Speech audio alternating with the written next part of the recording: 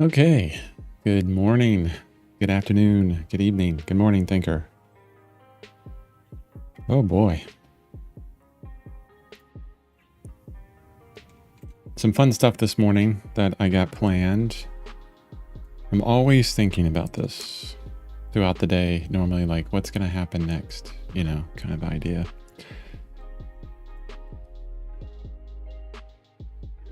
So here's where we're at on this. We actually have our painting layer up. We have everything ready to start going to actually start painting. I have my mic in a different place today, by the way, so it's going to be a little bit louder. I was watching the past streams and I realized that things were too soft. Couldn't hear me too well. So, fixing that. You should be able to hear me just fine now. What I want to do today, well, what I want to do to this painting is to begin painting. You know, I love coming back into this painting after, you know, even a day away, and I'll see some things that I'm like, okay, I don't really like that. This hair kind of clump sticking out. I'm not sure if I like that. If I keep it, it'll be really dark.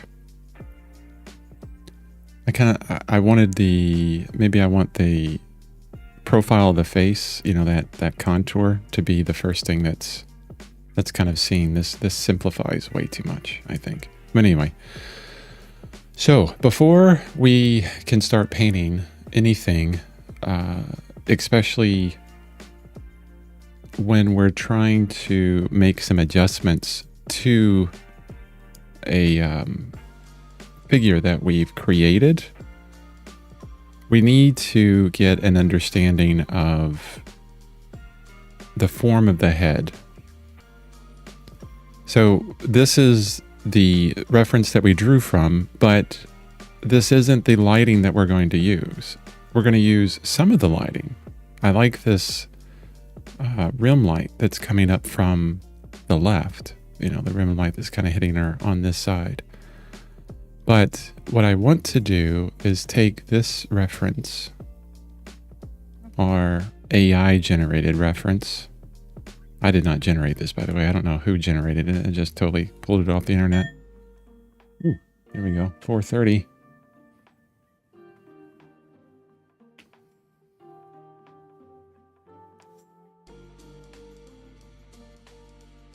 Every time the bell goes off, stand up and practice back health. It's every 30 minutes for me. So I want the lighting from this Midjourney, or from this figure here, basically. And you can see it's the intensity of the light is up here and off the cheek. So it's going to be two light sources, one from the top right, one from the bottom left, but more blue and less intense. So we have to basically light this figure completely different than what we see here. In order to do that accurately, you have to have an understanding, or it's best if you have an understanding of how the form of this head is going to go, right? How the form of the head is actually created, you know, at least get a feeling for it in space. Then you can come up with ideas on how the lighting is actually going to happen. Now what I did is I have these two references here. Let me go up to 100%, and then if I'm on the right layer with my brush, I can continue on with what I was doing. What I did is there's this really awesome website. I'm going to show you that now. This is sketchfab.com, and this is a 3D model of the skull. Actually, when you open up the web page, it actually starts playing, and it's an explosion of the skull, and it repeats. You know, kind of grotesque in some ways, macabre. And you can rotate this in many different ways. The only thing that you can't do is it has a center point that you can rotate it away from. But a lot of times you can't get it in the exact position of the person that you're looking at. So you'd have to do something like this, capture an image of it, just do a screenshot of it and then rotate it on your canvas. And that's what I did within Krita. As you can see, the skull on the left has been rotated a bit to try and match at least what we see from this person here. And now, why am I looking at the skull? Because that's what's going to give us really a great understanding of, what's happening here. Especially with how everything is kind of scrunched up in this area. And having this understanding is really, really helpful for coming up with your own lighting. So I'm going to go through this real quick. And we're going to look at some things that I've learned to simplify. Actually, Marco Bucci helped me out with that, with his course. I think it was... I'm going to have to get the name of the course. 1 second.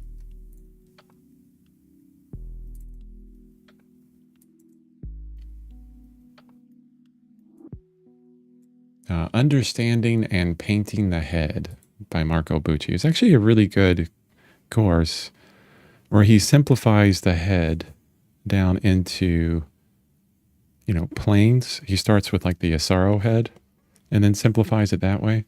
But what I'm looking at are these structural elements. This is actually the zygomatic arch right here, which is probably one of the most helpful things to learn within the skull, because it always points back to the ear and it can give you a really good understanding of the orientation of the head, that and the brow region as well. I like to look at right where the eye sockets end, right here, which would be in the same orientation as the brow. I look at these 2 points here and here, and I know that the skull, the right side of the skull, will kind of float back that way. This is the center line of the skull, kind of goes down into the top of the nose. What's interesting on most heads, let me bring the skull in the center, you will see this extra kind of pronounced area, right? It really kind of, it comes out right here. It has a slight angle to it and then goes up on some heads. Most male figures will have a very pronounced forehead there, I guess. Oops. I didn't want to hit W on that because I had my brush at a certain width that I liked. So we're going to kind of repeat that here. But what's interesting is this model, this figure, this person, has a lot going on here. I think the nose is further up. There's a lot of scrunching of the nose in places. The nose pretty much stays in the same place, but all this skin here would actually come up. I know that because I'm doing it right now. Using myself as a model. Actually, I would say possibly this line goes a lot further up. Because what you can see here is right here,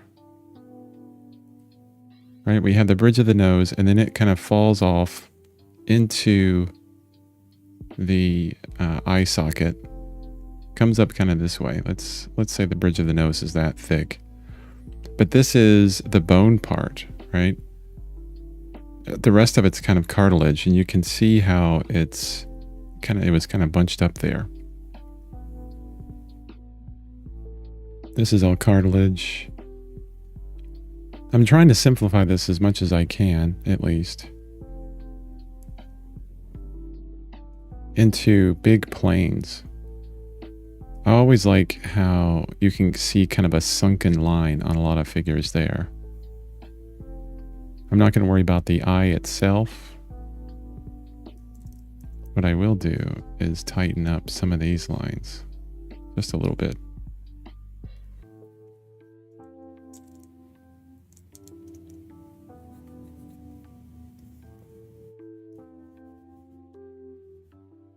Now this is really difficult because I can't see the zygomatic arch at all.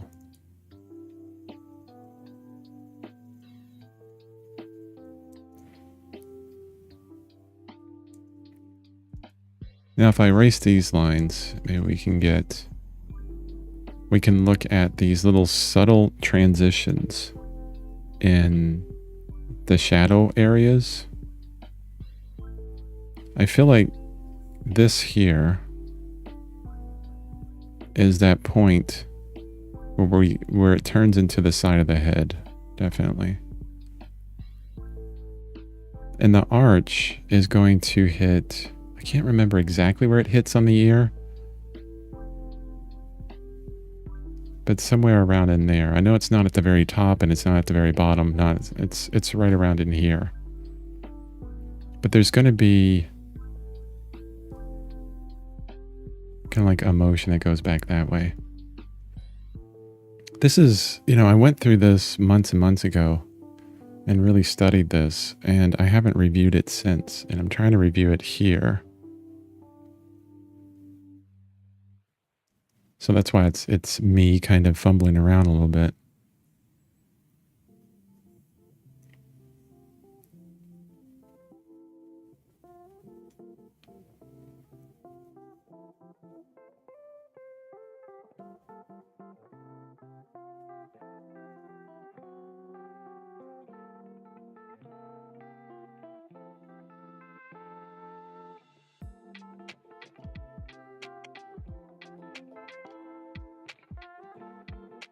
I love how you can definitely, there's a lot of comparative when you have a skull that you're looking at. One of them that I see right here is, you can see kind of a lump here.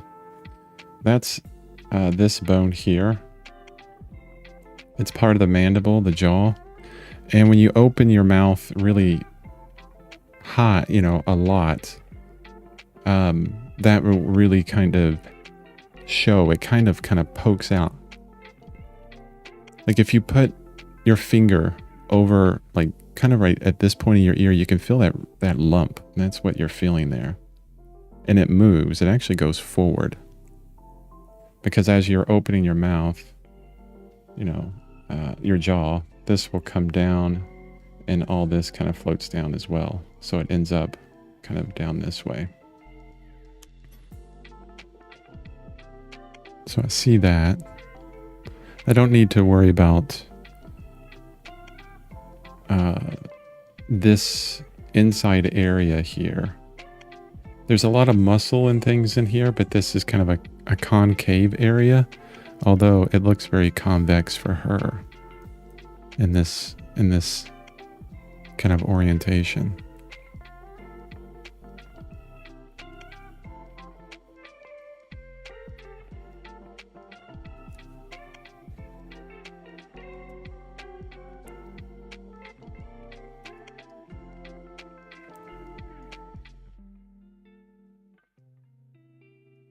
Well, let's do it this way. I'm going to delete all this. And we'll keep the skull over there. But let's think of it as part of, the light source. So the light source we have one coming up this way. Okay, and we have that. That's all there. We know what that's going to be looking like, but I want kind of a dueling light source. That's probably going to be a little bit higher up. Coming down this way.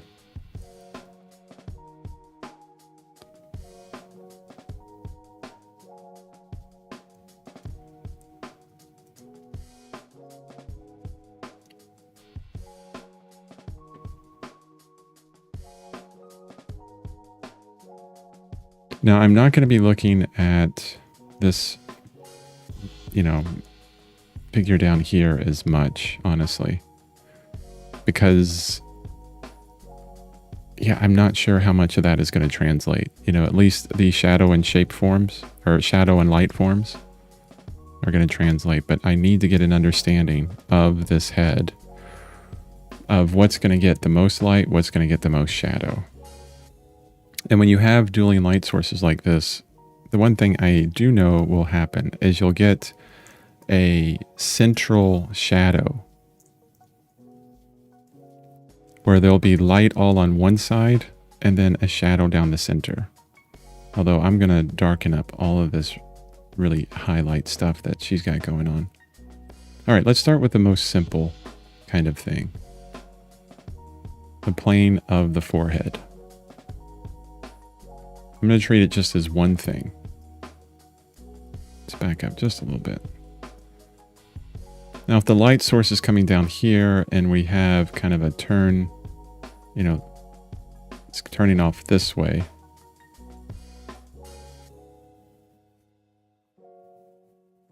We're going to get the most light here, and then it's going to be darker in the center and then a rim light on the edge. Definitely. So what I can do, instead of red, let's do it this way. Let's go to kind of a warm white and then change the opacity of this layer.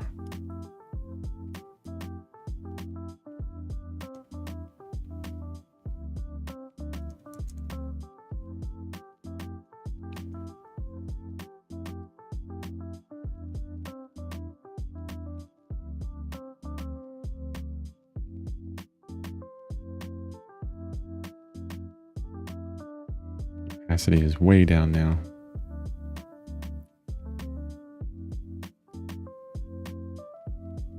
Now we'll have, even on this area here, because this is part of the eye socket and a little bit of the zygomatic arch there, it's going to get some light.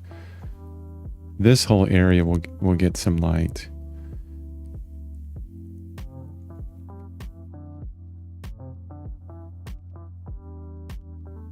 The cheek, how it's bunched up here, we can almost reverse this. As you can see, there's some underlight kind of hitting this part of the cheek. I'm going to make this really simple and easy.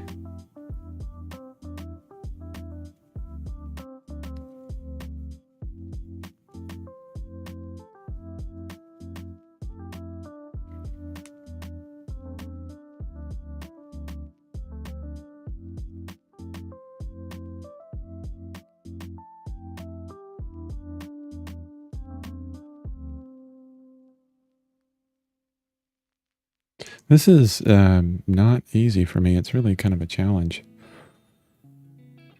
So right under the forehead here, there's going to be a turn. So the plane will kind of turn down, you know, kind of go into the eye there. So this is a hole, a divot, and this kind of goes in as well. This goes in for the most part. The only bulge we got, you know, we'll have kind of a bulge because of the eye itself, but the socket of the eye is pretty far back in the head. Oh, thanks. Yeah. Oh, I forgot to even mention. Yeah, today is 100 streams. It's kind of crazy. I mean, I feel like I just started this like a few weeks ago. That's what it feels like, at least. 100 times of me making a fool of myself. Well, 100 times of me totally going up against the imposter syndrome and challenging it, you know, butting my head up against it constantly. Saying, yeah, I don't know this very well. I'm trying to figure things out here. So the top of the nose here is going to get some light. Okay. Just trying to figure out these planes. And maybe I should have kind of let's go into like a darker gray as well. And let's kind of bring some values down. Let's just go to black. I have the opacity set so low. It's not even showing up. Let's bring it up. There we go.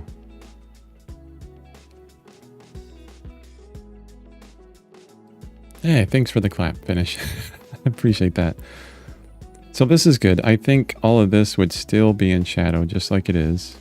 We don't have to worry about that. The bottom of the nose is going to be in shadow. Maybe we'll probably get some reflected light in the bottom of the nose there.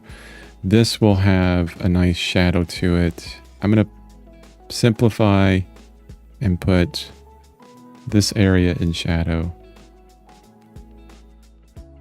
Here is going to be in shadow because we're going to have kind of a we're going to have a cast shadow from the nose, from the light above. We're going to keep this part in shadow. Top lips are going to be in shadow. Teeth are going to have some shadow to them. The inside of the mouth is going to be all in shadow. Now we will grab some light here. Now this is all my guess, by the way. This is how I'm going about it, is looking at, and I can see here I can see a plane change. I see a corner. So light on this side. Maybe light up to the chin there. Maybe not so much.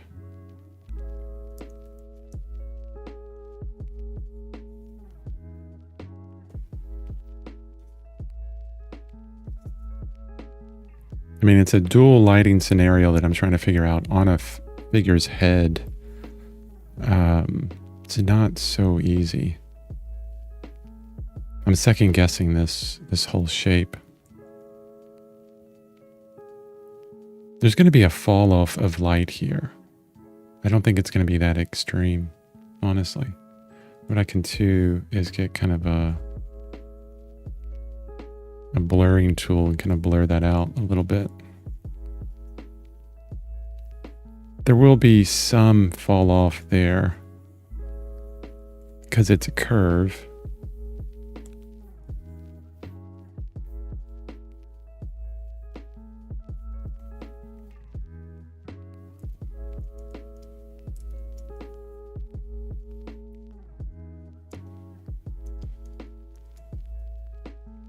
But maybe not as much.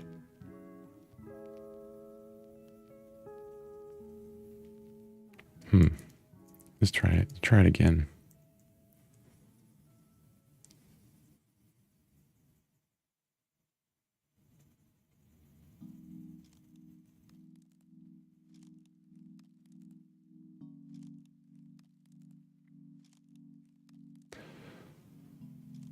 Yeah, good luck with the lighting on the ear.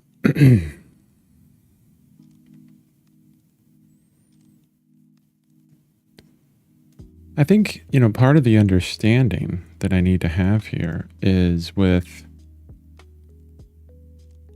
the, further orientation of the light. So if I have it coming down this way, that's a single two-dimensional direction.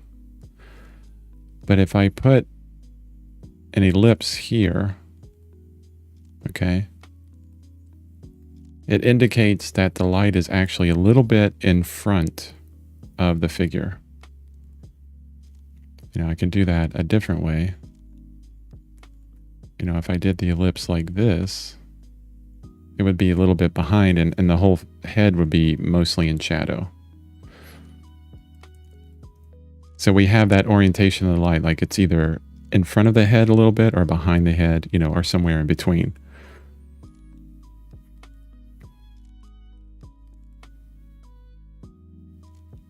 What has always been helpful for me is to do cross contours.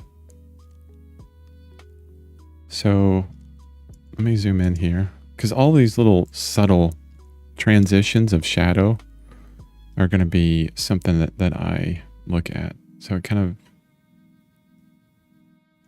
drops down there. Pretty extreme. I mean, look at the teeth. And when you get into the muzzle of the skull, this is a very sharp transition.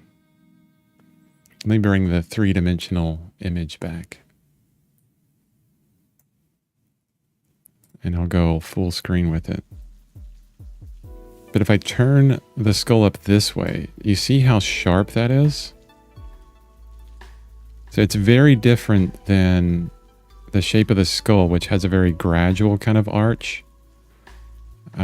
Same with the cheekbones, a gradual arch. And then when we get into the muzzle, you know, everything kind of flows down into this central area, but then the arch of it is really extreme.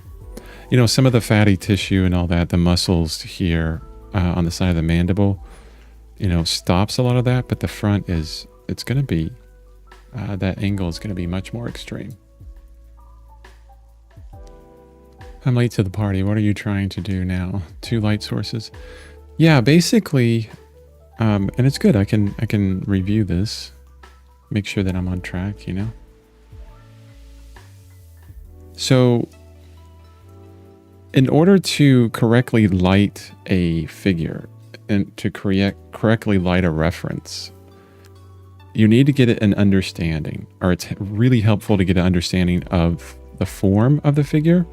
And once you have a deep understanding of that form, like you can feel it in space, then you know how the light's going to react upon it. And that's what I'm trying to do here. And I'm really kind of blocking things in, but now that I look at it, maybe the better way of doing things, and sorry for continually kind of starting over here, maybe the better way of doing things is to get that kind of cross contour. When you're doing a cross contour, you're thinking like an ant.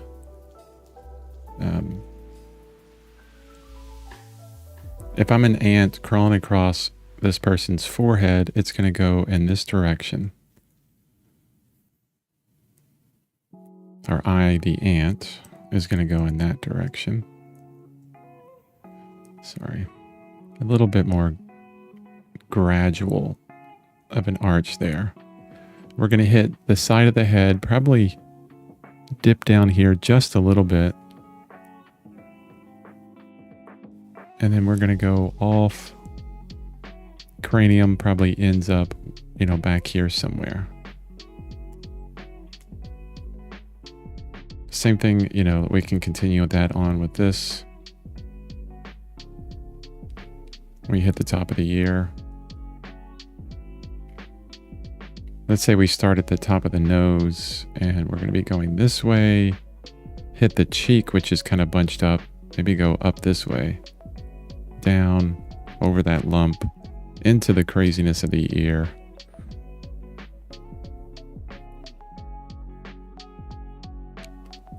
Let's say right at the philtrum here, we'll have an extreme arch that hits a bump, comes out because there's a muscle there that is extended and then keeps going back. So it actually drops down there. Let's do right here. So if you look at the lip, there's always this thing where, you know, you have this pillar idea in space, okay, or a cylinder in space. And I think pillars, because the Greek and Roman pillars, how they have sections. And if you're below the pillar, if you're looking up, the ellipses are going to do this. They're going to get a little bit more extreme as they go up. Okay. But there's a point, if you are standing next to the pillar, where you have extreme up here, and then in the center, it just becomes a straight line, and then eventually it starts to gradually roll down this way. So where is that center line at? That is always hard for me to understand. And I'm kind of seeing it here with the jaw. You know, we have this rotation of the muzzle, but then when we look at the lips here, it's a straight line. Maybe it goes under a bit, but then I know that we're seeing a bit of the bottom of the mandible, the jaw basically, but it's a straight line, but I know it curves back this way. So yeah, I think that's going to be fairly straight. So straight over, back a little bit, comes out, Goes deep into the neck and then around the neck.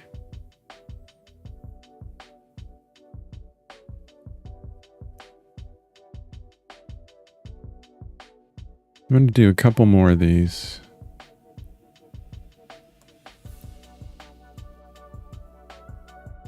I think that could be too flat.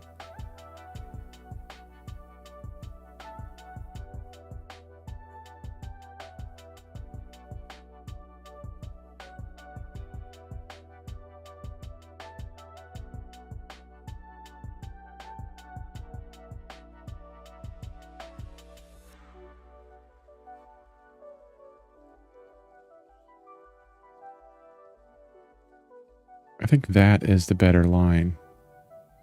Dips down a little bit, goes over the end of the mandible. That's definitely the better line.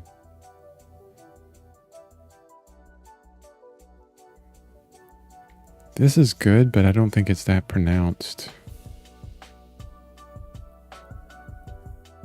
And I can see this kind of corner here, which is interesting.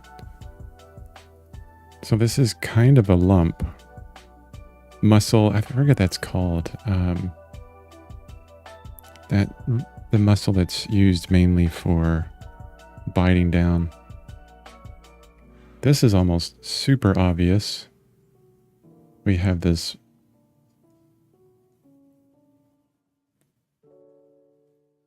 kind of arch going there. What's nice is I can definitely tell the bottom of the nose versus the side of the nose. And the side of the nose has this really interesting lump because she's screaming. And this is all bunched up. I'm going to really get an understanding for this head.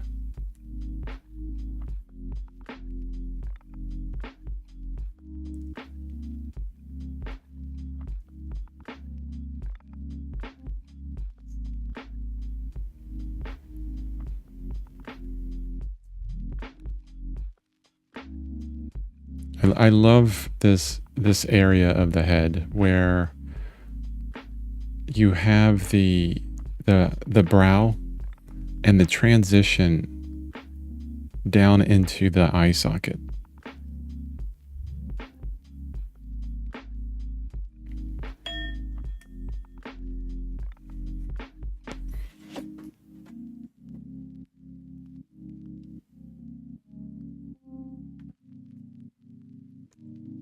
Yeah, you know, the more that I'm doing this, the more that I'm painting, I can see why everybody does time lapses on YouTube and every place else. Pretty slow at this. And I think part of it as well is maybe there's a lot that they're not showing, or maybe they're showing everything and I'm just not as good, you know, that's another possibility, but we don't know. There's a tendency that I found that we will assume the worst of ourselves in a lot of this. Best to not even care about what other people are doing, know where I'm at. So,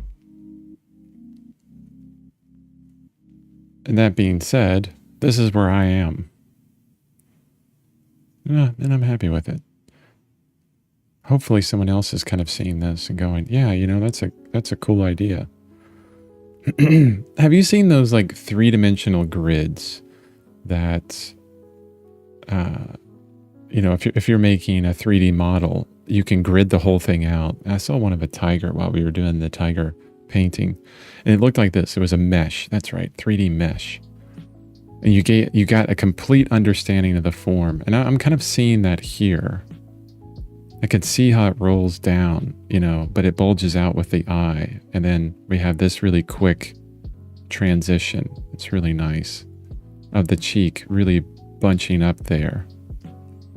But then it begins to relax out.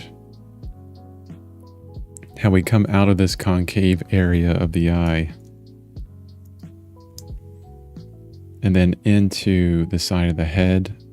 Which, in the temple area over here, it does have a dip to it. You can definitely see that.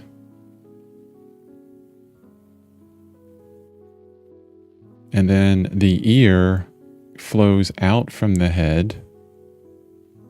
It's like a wing. It kind of wings out at like maybe a 30-degree angle or something like that. Let's just outline the whole ear.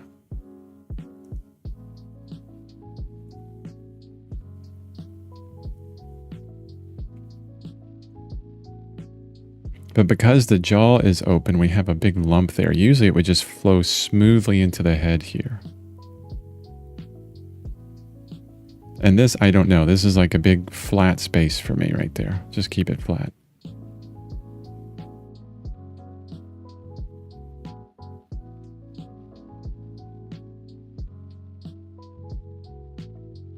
Where's the top of the ear? No matter how good the photo is, you're going to have detail that you can't see. So you just have to make up stuff. Hopefully, informed judgments on that.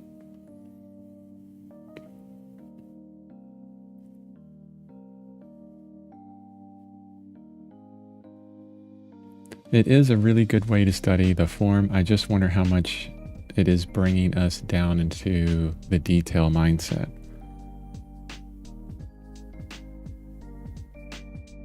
Yeah, that's a really good question.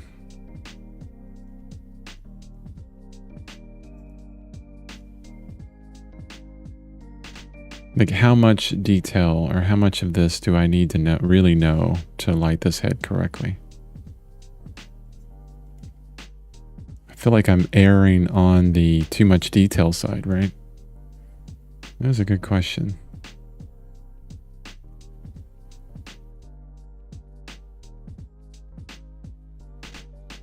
Let me do a few more lines and then we'll just get into painting it.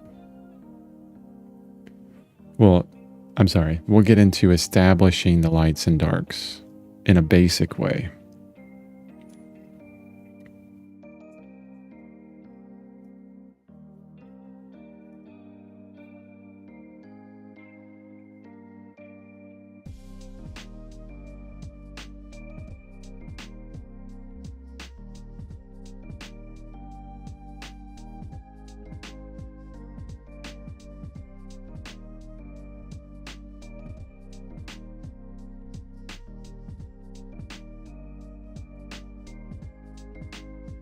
I don't do the Riley method of drawing. It's a big method out there, but I've always liked this rhythm. Riley method goes on rhythms. And you can kind of see that here. It goes over the cheek, under, down into the mandible, to the jaw. Kind of shows the difference between the front and the side of the head in a lot of ways. I'm going to keep that in mind. It's a nice transition. We'll keep that in mind for, shape language, better shape language in some way. Okay. Let's do the shadow sides first.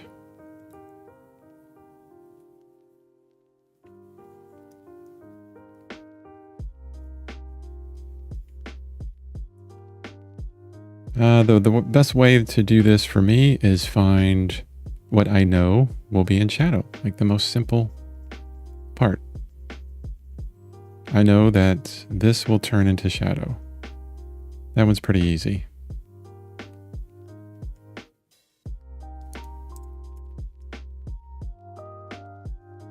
Planes that are turning down, basically. And that's what I'm looking for. Bottom of the cheek is turning down. Although it gets more gradual. It's not as pronounced as it is right there.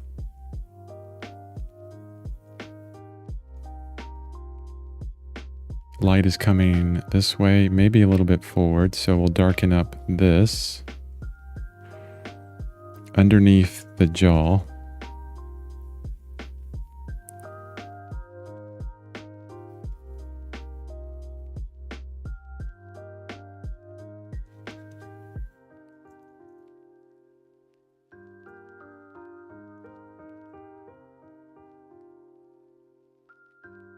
underneath the nose, pretty simple.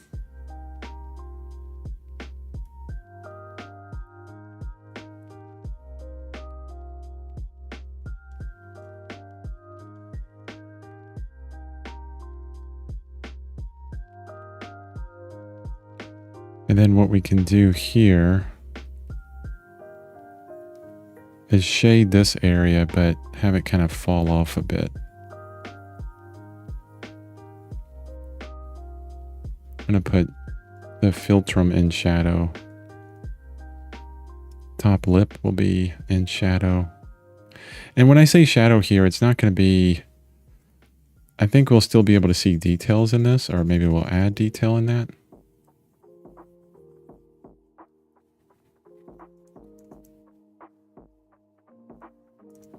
It's not going to be a super deep dark shadow. I really feel that the understanding, grabbing this understanding, getting as much of it as we can is so important. Makes everything easier. Because it's not just for this head, but it's for all heads.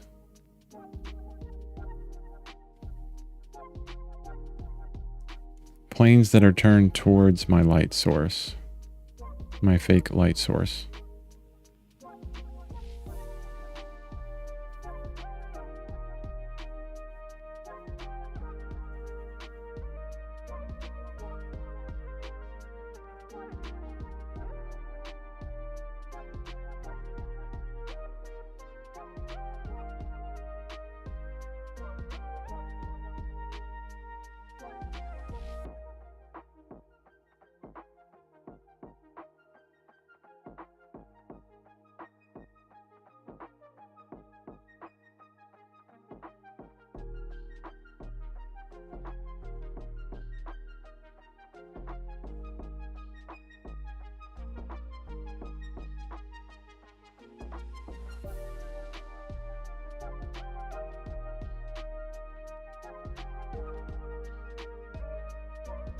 Okay, let's hit the ear.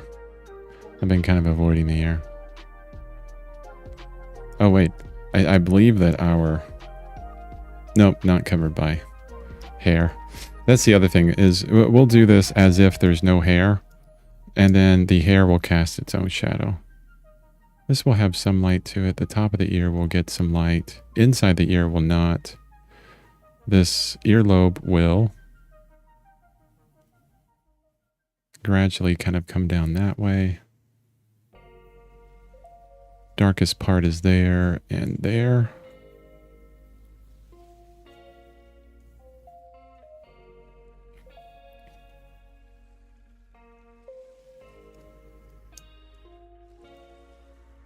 This is going to be fun down here. Holy cow.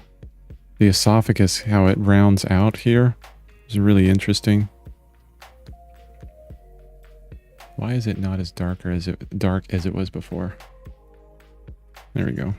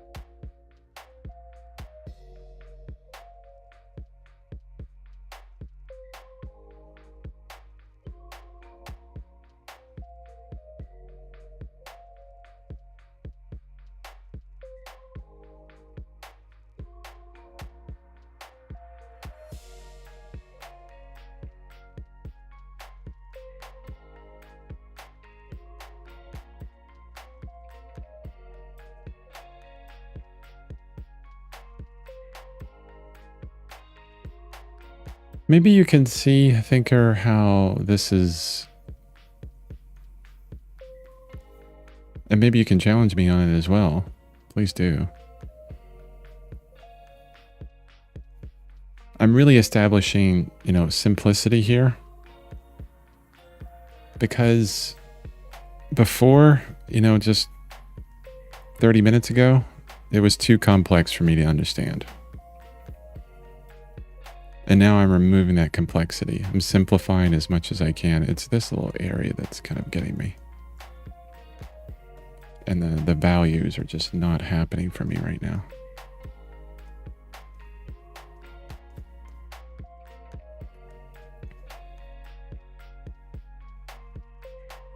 I'm making like a skull shape here, which...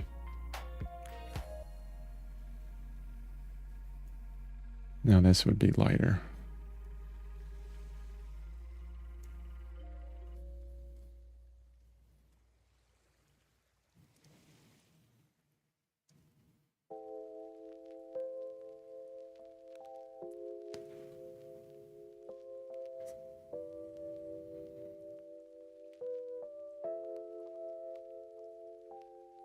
Okay. Maybe that's simple enough. Maybe it's not. Maybe we need more understanding. But we're going to dive in and try and grab that understanding on the piece itself now.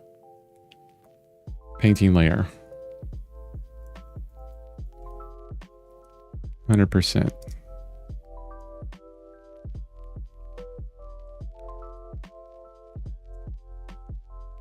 Now, I don't know what you guys are thinking. Like now that I'm looking at just our line drawing alone, it's fairly daunting, honestly.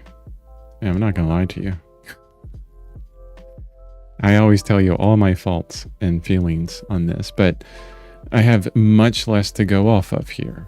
Okay, it's like starting from scratch. But the one thing I will do is I like a lot of the colors in here, so I'm going to start sampling from there. But I want to get the David Revoy brushes out and begin with a certain brush. I want this to stay painterly. This is the hairbrush we were using on the tiger, which turned out really well. That's a bit too chunky.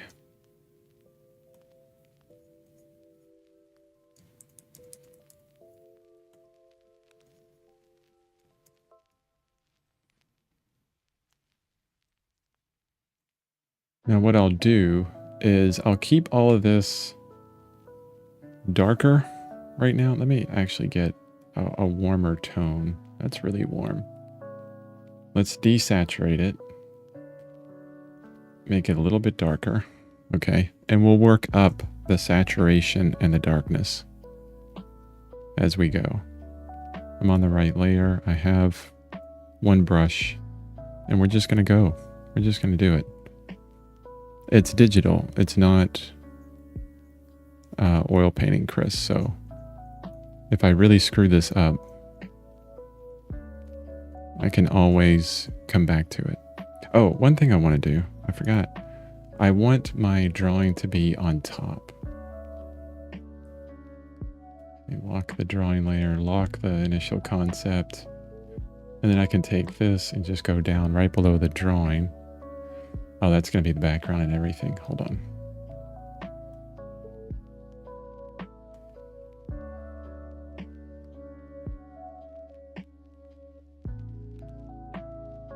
Okay, give me a second. I need to fill that with a better gray.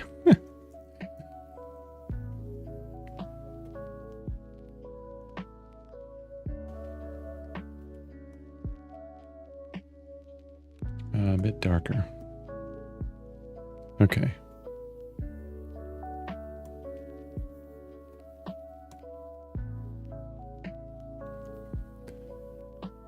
That's the wonderful thing about digital is I can sit here and paint, not in that gray.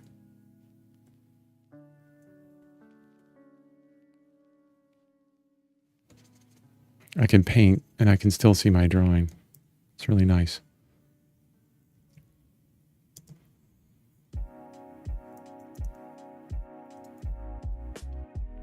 Okay, I'm on the right layer.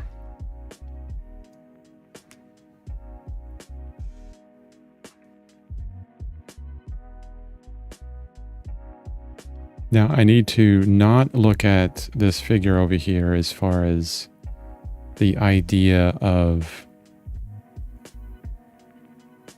the form itself. I need to remember what I was just doing and try and repeat that here on the head.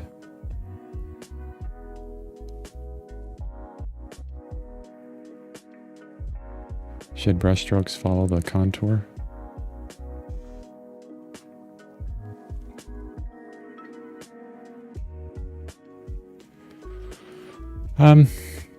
Yeah, there's always that question. Go with the contour or against, you know? Whatever describes the form most... actually, I'll take that back. What describes the volume of the form most? If I have a cylinder, okay, a really ugly cylinder, and if I paint this way, it can get to look pretty flat, right? But if I go cross contours while I'm painting it, maybe I do it this way, like light side, and then, you know, the dark side would be over here, like a bit darker. You know, now we have a bit more form.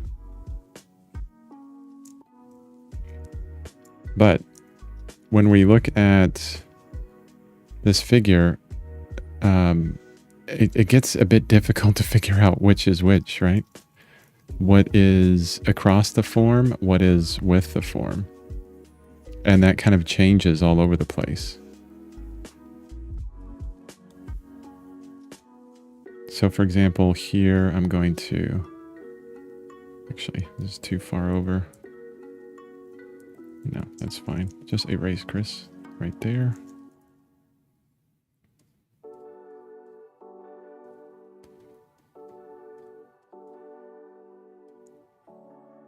My lines are way too dark.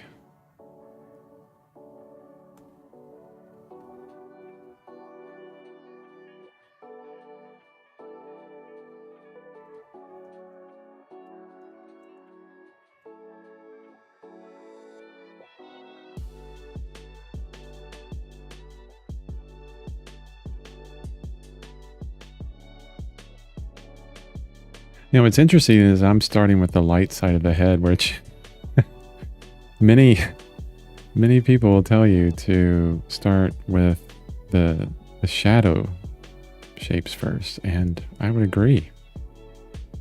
But this is, I was focusing mainly on the light side when I was doing that study of this head.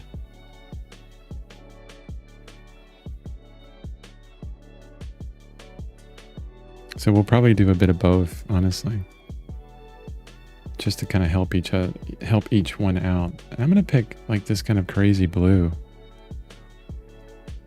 in our reference, or where our AI helper.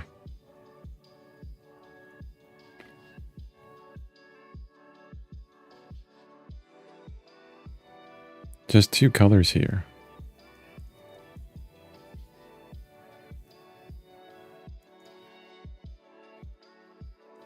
And no, I'm not going to worry about that. Well, actually, I should probably. The rim light is doing some interesting stuff. Oh, there's just so much going on here.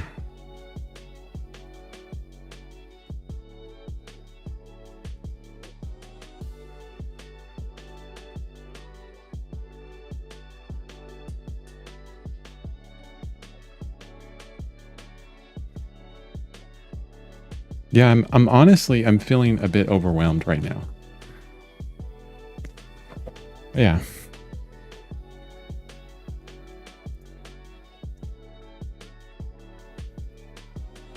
You know, even though I've been working on painting and art for the past 10 years,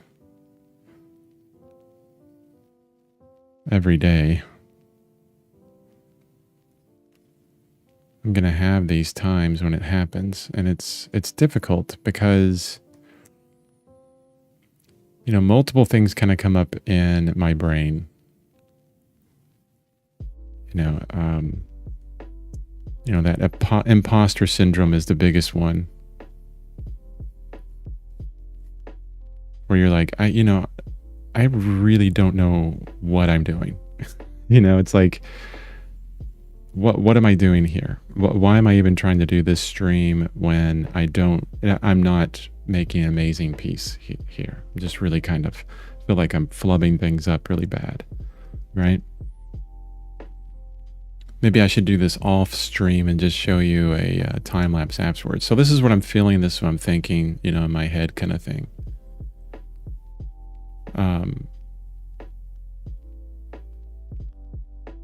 Yeah, the crow's feet on the eye, like that kind of action and angle. But why am I out of my comfort zone? Why am I feeling kind of overwhelmed on this? Because I'm doing several things that I usually never do. Number one, this is the first time I'm using, a completely different, like an AI generated coloration that I'm pulling from an image that I don't know. It's the first time working with this image, so I'm getting some understanding of the form, right, of the head. It's a different position, and I'm adding in a light that's not really there. I'm used to, if you wanted me to like just copy this, say, okay, yeah, this lighting's good, I'll just use this lighting, blah, blah, blah. All day long, I could do that, no problem, because that's what I've been doing for years. Now what I'm doing is I'm making something else from a form that I'm not 100% sure with. And the reason why I'm telling you this, I'm trying to be as stupid open as possible here, is because I think a lot of people are going to feel this way. They're going to be in this outside your comfort zone kind of place and just feel like you just, should stop being an artist, honestly. And, hang in there. If you're feeling that comfort zone or uncomfortable area, that's where you should be. The best thing that you can do is slow down. Just slow down and simplify. So the one thing I'm going to do is delete everything I just did. And begin kind of just slowing down. Okay. I'm going to simplify this form. I'm going to simplify it with a new light. A light that's not on here. But let me do a couple things to help me just kind of parse it a bit better, because yeah, I appreciate you guys' comments.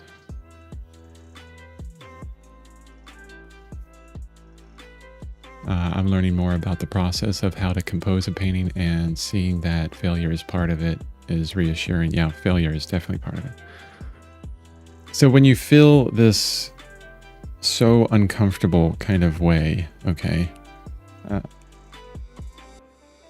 what is the easiest part of this that I know? Okay, what is the most simple thing that I can look at in the whole thing? Sorry, getting kind of frustrated. The forehead. The forehead's the most easiest for me. And we do have a reference over here that has lighting on the forehead that does something really interesting. Goes from this kind of light to the dark. That's really cool. Okay. So I know the plane of the forehead. It's just like a sheet of metal that goes like this. Okay. And then it turns to the side of the head at one point here. Do I know exactly where that point is? No, I'm going to guess at it. It's probably right there. Okay. But I also want to get that rim light in, but I didn't draw that in really well from the reference. So let's bring the reference up, our photographic reference, a bit closer so that I can just see it just on the forehead.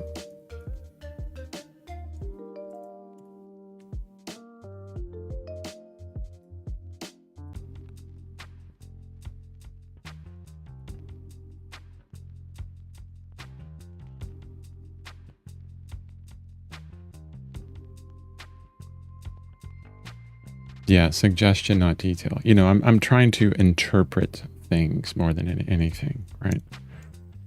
I really love the full screen view. I feel like I need layers and my color picker.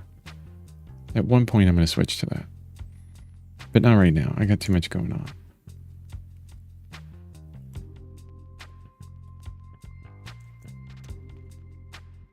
My black color. And I need to go back to the drawing. There's the head drawing. Where are you, you darn thing? Okay. All right, so I did have some of it drawn in. I just erased it too much. So there's really few bumps in there that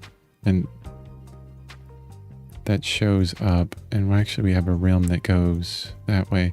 Simplify it, Chris. So simple strokes here. Bam, bam.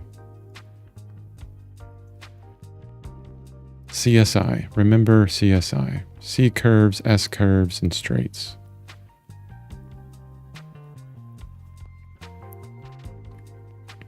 And you will use mostly C curves everywhere.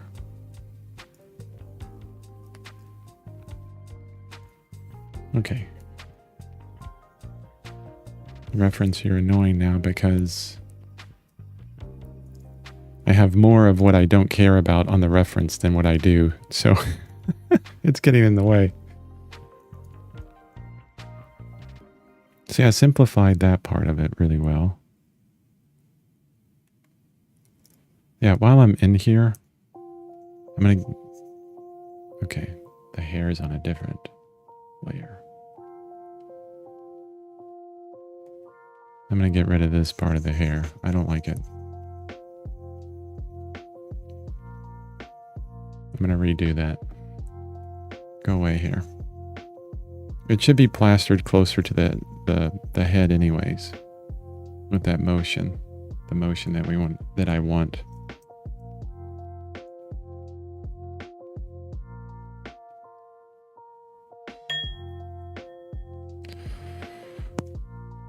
Quick stretch. I love how the rim light is hitting the top of the lip there. I want to make sure I grab that as well.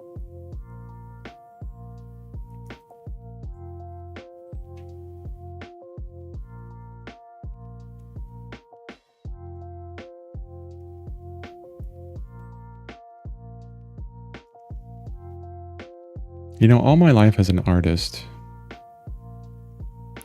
and this is what you'll get most of the time as an artist yourself. Or maybe you won't. Maybe it's just me. I doubt it. But there are certain things that are constantly praised. And they should be.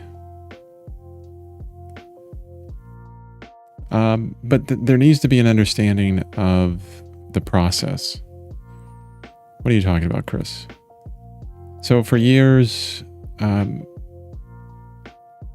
you will get this praise for making something look just like the photograph you drew it from.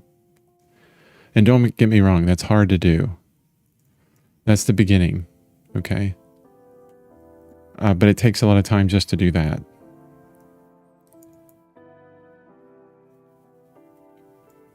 And when you listen to the praise, it feels good. And it does. It's, you know, it's what you want. You want to be validated in your art. You want to feel like you're doing something good and people like it, so you keep doing it. And so I kept doing it and do it forever. I could continue doing it forever, no problem.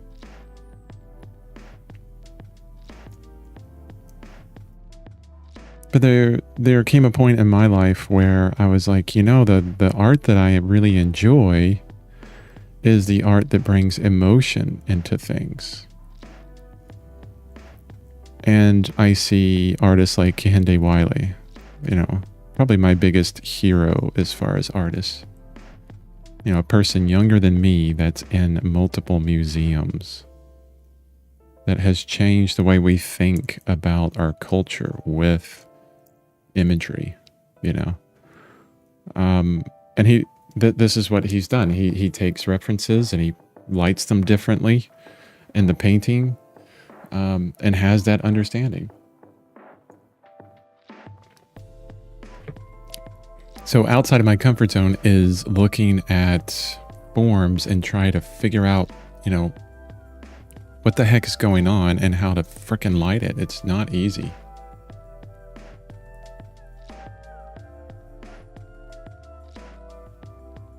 And so this is where the struggle's at. All right, I have that rim light. I have all the excuses. I've indicated everything that is why I'm having trouble here. I'm just going to pick out a nice... I like this kind of orangey color. That's not skin tone. Who cares? Nothing is skin tone. You see so many videos and people asking about skin tone. It's a formula. I won't get into that, but that's one thing that I'm going to address on when, you know, I'm working on that color video. But everybody's looking for a formula, it seems like. Maybe I'm wrong on this, but the formulas will keep you exactly in the mode where I have some trouble right now. You're looking for the same way to do something all the time. I want that to be a bit more warm. But if you have a principle, if you have the principles in motion, if you know how to look at whatever you're looking at and develop that color, it doesn't matter what it is. Tree bark, skin tone, a leaf, an apple, a banana. You have those principles and you just mix the color that you see. Because skin tones are purple, they're green, they're blue, they're bright yellow, they're dark brown, they're burnt red, they're bright red. You need the principles more than you need formulas.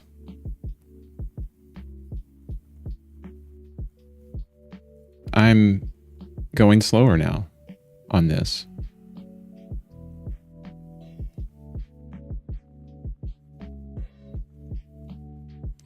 Here's the thing I'm going to say, which is, you know, probably coming out partially of my frustration.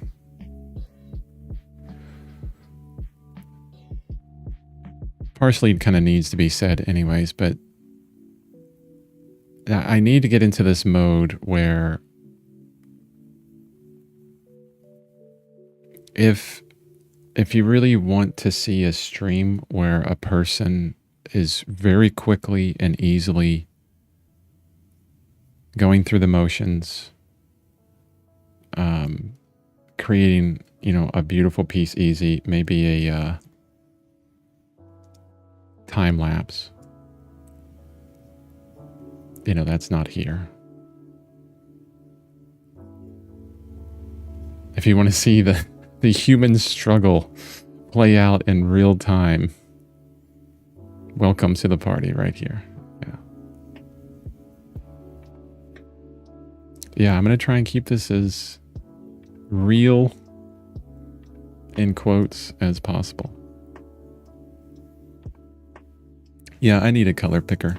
I need my color, just the color picker and just layers.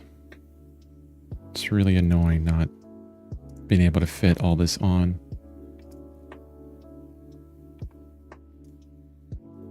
I'm getting annoyed at everything, sorry. Why not start by adding local color to areas, then refine with paint strokes?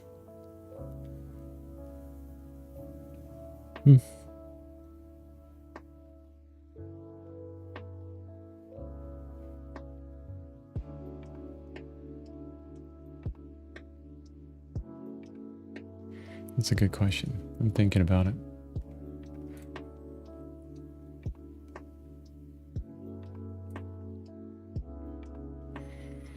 You actually reminded me that I was doing some preparation for this stream, and I purchased this tutorial on Artstation where this person, I forget their name, but they're showing how to paint like Sargent. They started with the shadows and then the light tones. See how the drawing is showing through on there? Did the background real quick. And this is what they ended up with. And of course the person was talking over a time lapse, right? Because they didn't want to waste your time with like all the struggle.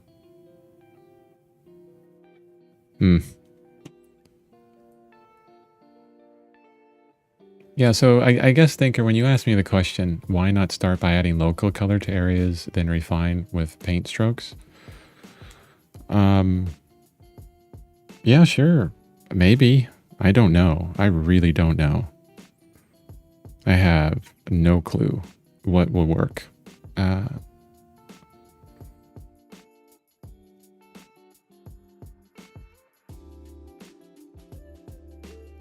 I think what I need right now is, a smaller transition from what I know into what I'm doing here.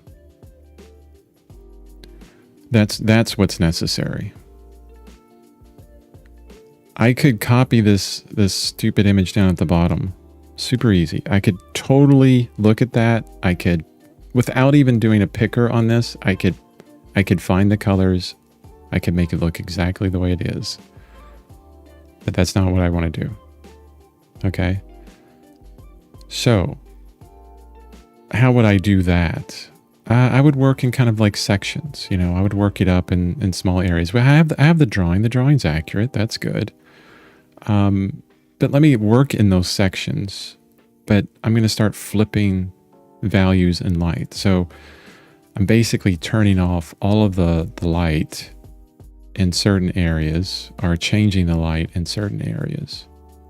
Just slowly, That's what I think I need right now.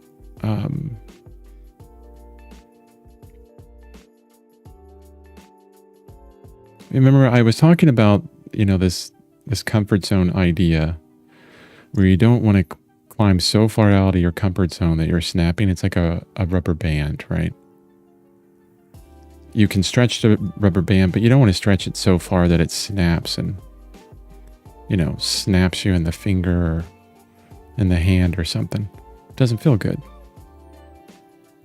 So I want healthy tension, but not what I'm feeling right now.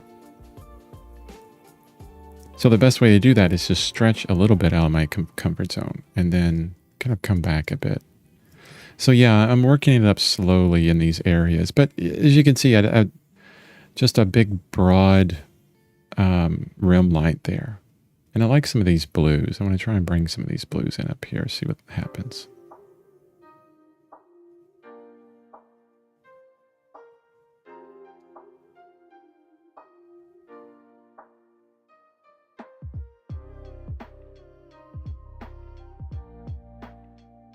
What I should probably do, it'd be kind of nice, is to grab some colors over here.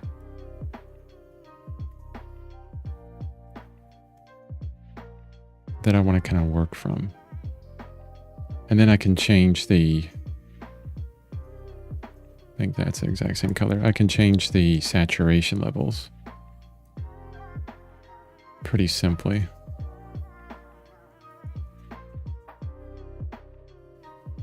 Nice purple. I'm finding that the reason why I did that is because if I pick from here, I'm getting like all kinds of different things. Like I want this kind of orange color, but maybe I won't get that sometimes. But if I create these little daubs, that could happen easier.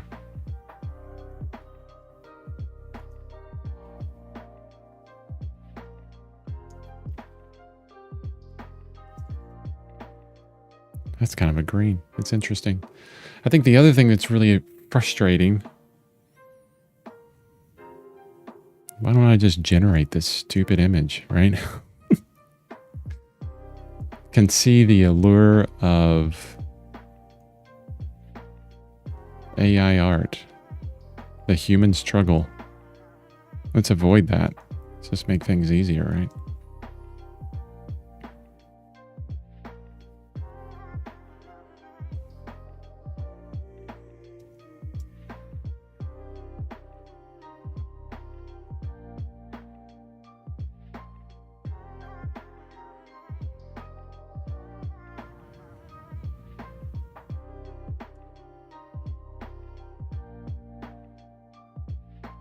So I'm just very kind of lightly adding in information.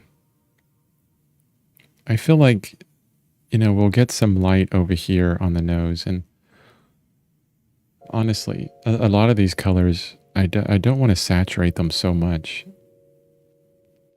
So I'm using my middle slider here because I've set that to just adjust the saturation, which will change the value a little bit. But that's always really helpful to be able to just hit one slider to adjust the saturation easily and quickly, accurately. Okay, I know that there's going to be light on this cheek. It's going to curve down.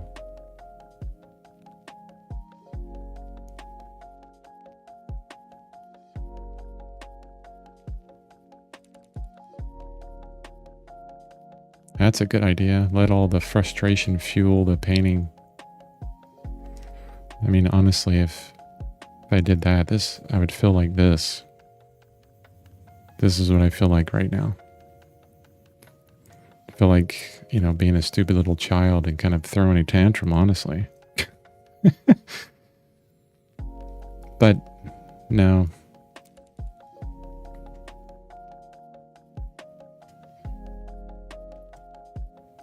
Blue with a little bit more purple, desaturated, but lighter.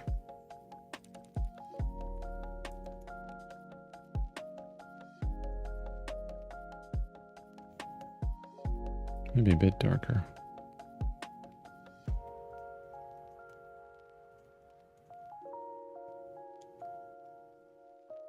I almost feel like sometimes with your art, these colors are way too saturated. I'm going to desaturate them. Sometimes with your art, you have to kind of get into a mode where you're like, you know what?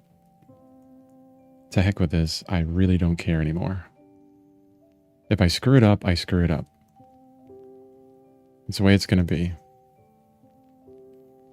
Now I'm going to take these and darken them a bit as well. A lot of times I feel like if you do that, you can get to freedom. That was already really desaturated. I want a nice purple color.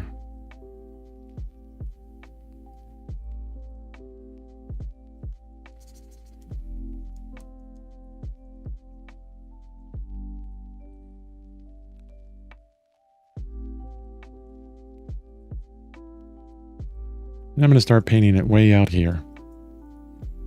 That's another thing.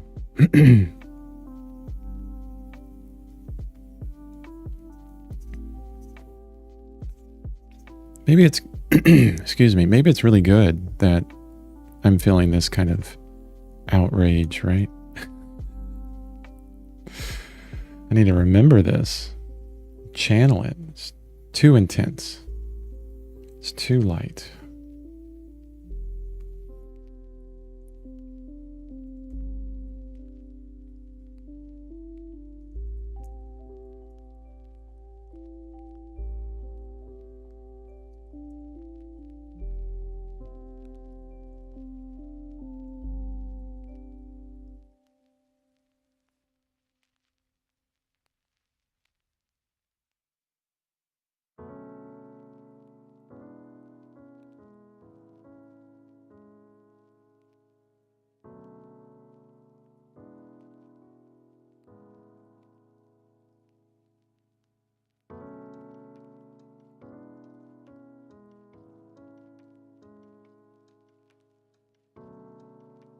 Yeah, the other thing that I've noticed about myself is I tend to, when I feel this way, I don't run from it, which I think is really important. When you are feeling like you're the worst artist ever, and you shouldn't even be doing this, try not to run from it.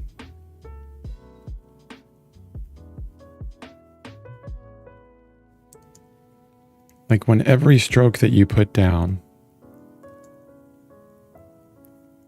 is just not working, keep going. Keep making those bad strokes. Try and learn from them.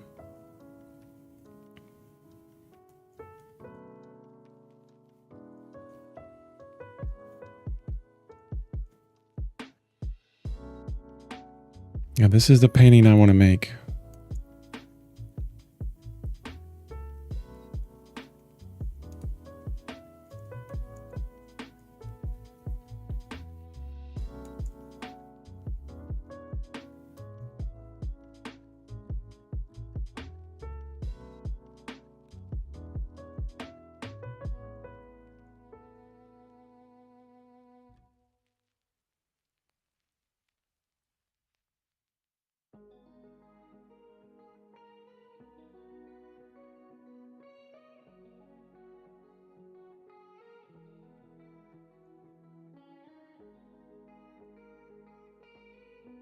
I'm thinking that, well, first off, I'm annoyed at my voice. I don't know why I keep breaking up my voice. Give me a second.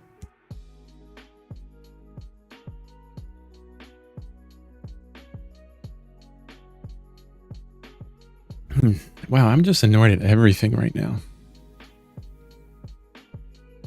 And no, I don't want to stop. I want to keep going. I want to have a stream where I feel accomplished. It doesn't happen very often, honestly. Where I have these streams and I'm like, oh man, this tiger painting's taking forever. So slow on this. You know, that's what I was feeling on the tiger painting, like all the time. We came out with a good tiger painting. It wasn't anywhere near where I wanted it to be, honestly. You know, being truthful to myself there. I wanted it to be a lot better than it was. I mean, hell, there's probably only a few paintings that I can look back at and I'm like, okay, these are actually where I want them to be. I feel really accomplished with this. Most of the time, it's like,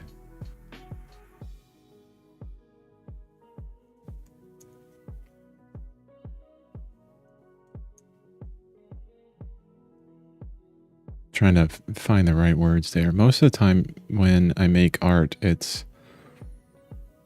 have this idea in my head.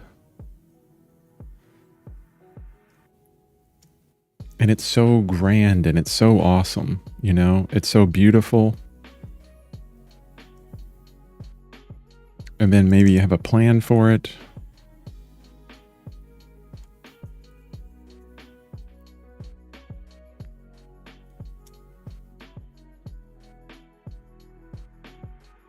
And then maybe it takes too long. You lose what, you know, the idea that you were going for in some way.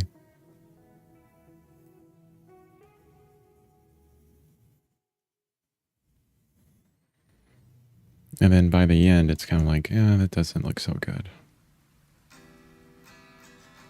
It's really kind of a downer, right? Sorry that this stream kind of turned into that, but it's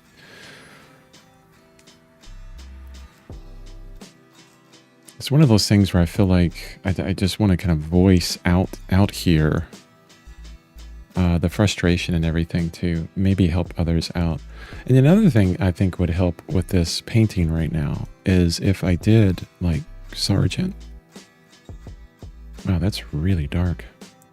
Maybe that's too dark. If I did like that tutorial and I really kind of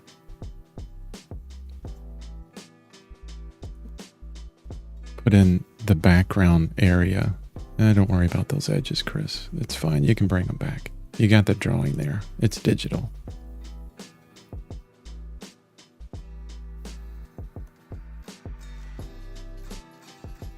Kind of help me see, what these colors are. And I'm intentionally keeping those kind of gray and not so saturated.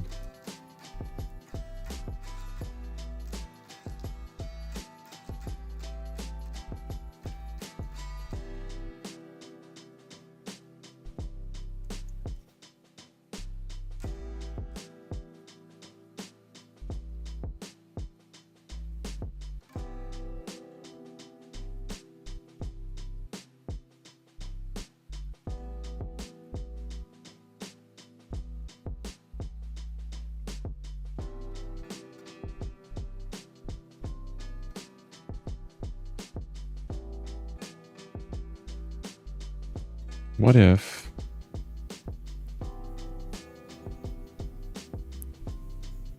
if I just block in everything this way and get a general understanding of where maybe the color should go? Not sure, but maybe where the color should go. I'm not talking about like placement of color. I'm talking about, general aesthetic and idea. Where should the painting go?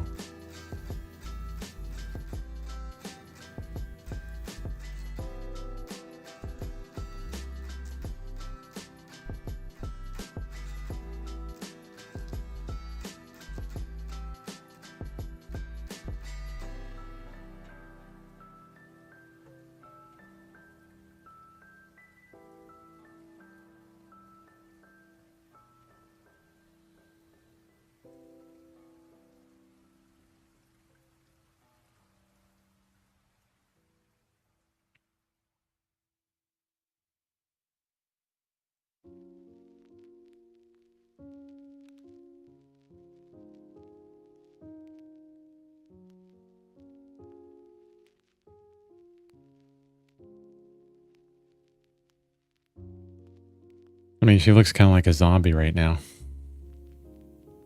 Doing Alla Prima stream. I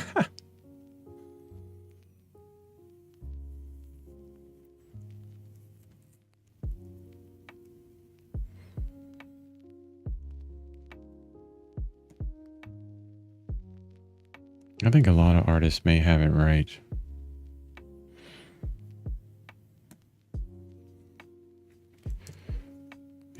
Here's what you do. You pick one thing. And I'm not saying that you do this. I'm just saying that this is, I'm being sarcastic here more than anything. You pick one thing, you get really good at it, and then you just continue doing that. And you have a process, and you follow the process, and you continue doing the process for the rest of your life and make beautiful paintings. They're the same painting. They're the same idea, just repeated over and over again in different variations. There's no struggle. There's no, what am I going to paint next? You just focus on one thing and you take it as deep as you can. Actually, a wonderful artist I spoke to, she does exactly this. I'm trying to remember her name. Let me go to my network.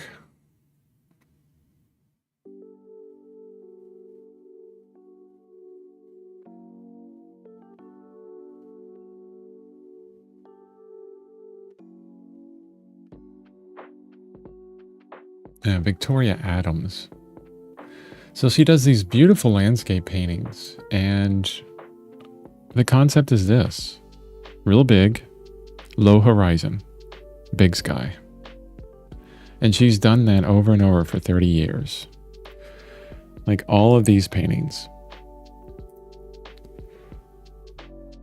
And I had a conversation with her, and here's what she told me. She said, instead of trying to go wide, go deep.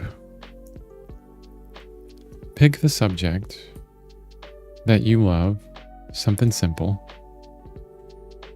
and take it as deep as you can.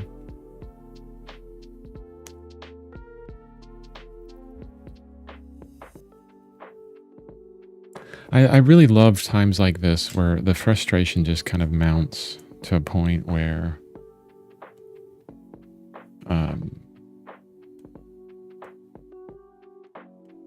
you can't do anything else but just get to the center of,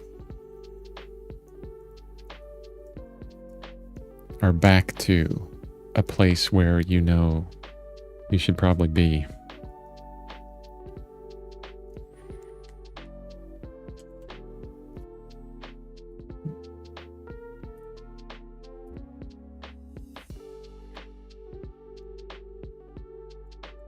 So I want to show you this.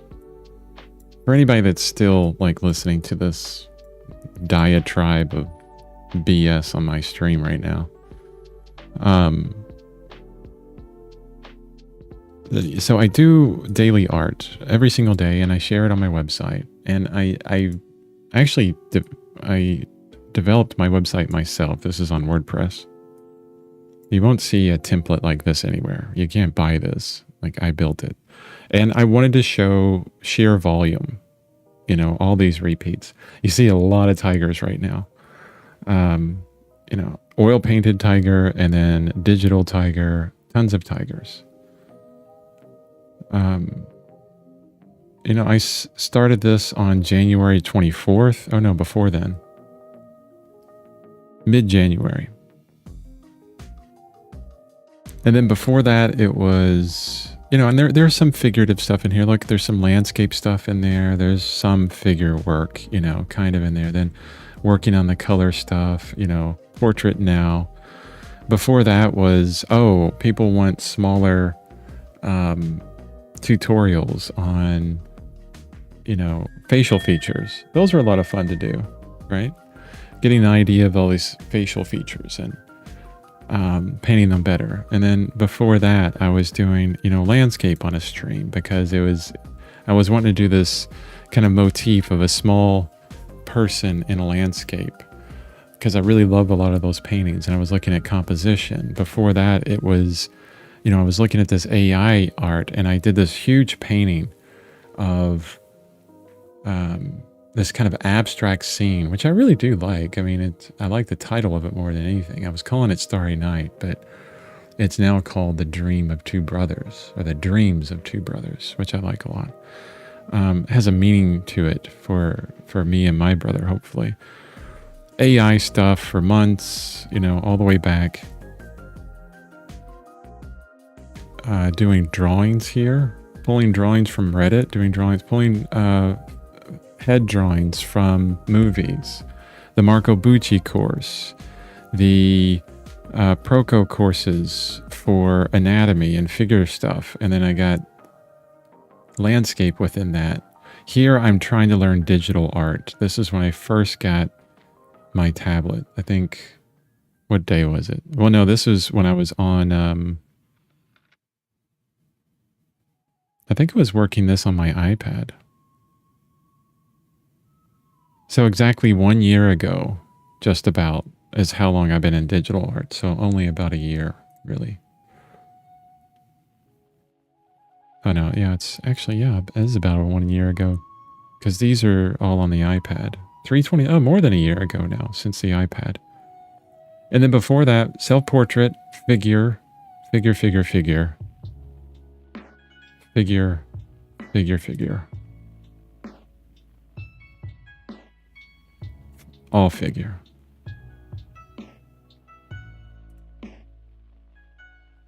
You know, what do I show in my paintings? Well, I show all the latest stuff. But why am I showing you all this crap? I'm a figure artist. It's what I love. When you go through your art career, People will always have suggestions. Society itself, Instagram, Facebook, YouTube, everything you look at will influence you. Your friends next to you, the friends on your stream will influence you to do this, that, and the other. Your wife, the people that you care about most will ask you to do this, that, and the other. And you gotta have to be a bit of a jerk. You have to tell them no.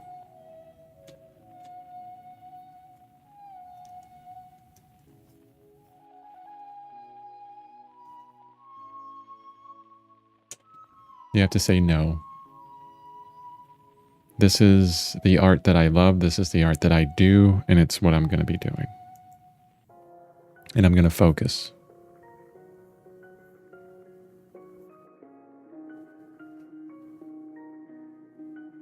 And the other thing is I'm going to continually share the stupid days like today, or the issues and the struggles, and the feeling like I don't know what the heck I'm doing and just wanted to stop.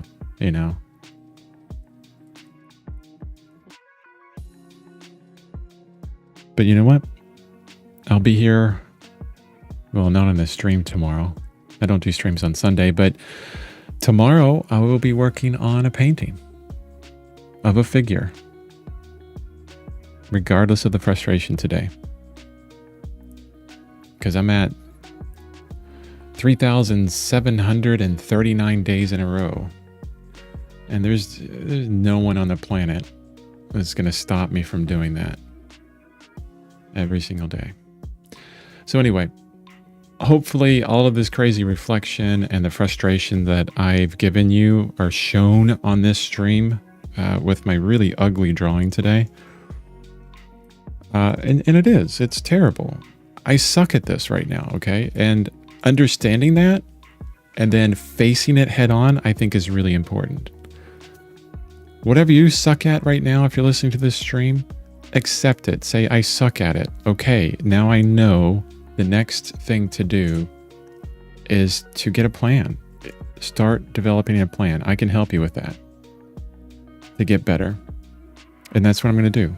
Tomorrow, that's going to be my number one, is to be focusing on a plan and say, okay, I want to get to these beautiful pieces that Craig Mullins did. What's the plan? How do I get there? And if I have to go back to the drawing board and just say, hey guys, the stream is starting over again. We're going to be on drawing and structural drawings of figures, and I don't know what the heck is going to happen. Then that's what's going to happen, because this stream is not just for you. It's also for me. And if you're listening to all the struggle that I have right now and you feel it the same, that's what you do. You step back, you develop a plan, and you face it head on, one step at a time.